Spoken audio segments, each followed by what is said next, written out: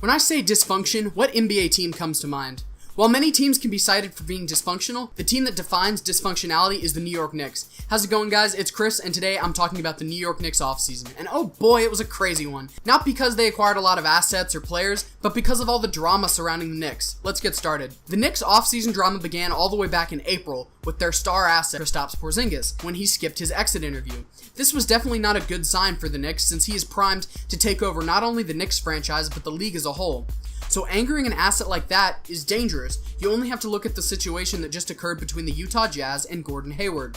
One of the reasons that has been thrown around for Hayward's exit to Boston was that during contract negotiations a few years ago, the Jazz didn't offer him the max, and when it came time to decide this year, that was held against them. So small things can make the difference when it comes to re-signing or signing somewhere else. That is not all the drama that surrounded Porzingis. If we move to a few days before the draft, reports started to come out that Kristaps was in fact on the trade block for anyone who could pay the Kings ransom for him.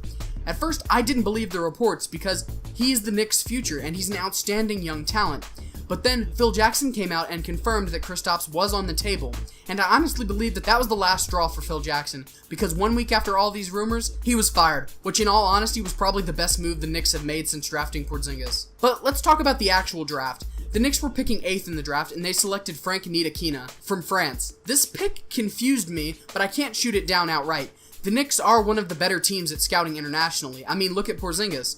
But there were arguably better selections on the board for them to take, like Malik Monk or Dennis Smith Jr. But selecting good players from overseas is one of the only things I can say with a straight face that the Knicks do well, so we will have to wait and see. Their biggest move in free agency was the acquisition of Tim Hardaway Jr. They signed him to a 4-year, $70 million contract, and that is insane to me and proof that the Knicks are incapable of functioning as an NBA franchise. I agree with the Knicks that Hardaway has the potential to be a starting 2 guard in the NBA. This past year was his breakout year in Atlanta. He averaged 14 points, 2 assists, and 3 rebounds. But he's not worth $17.5 million a year. He's a starter, not a star, so pay him what a starter deserves. $16 million a year. And there's also the fact that the Hawks were not going to go above $48 million for Hardaway.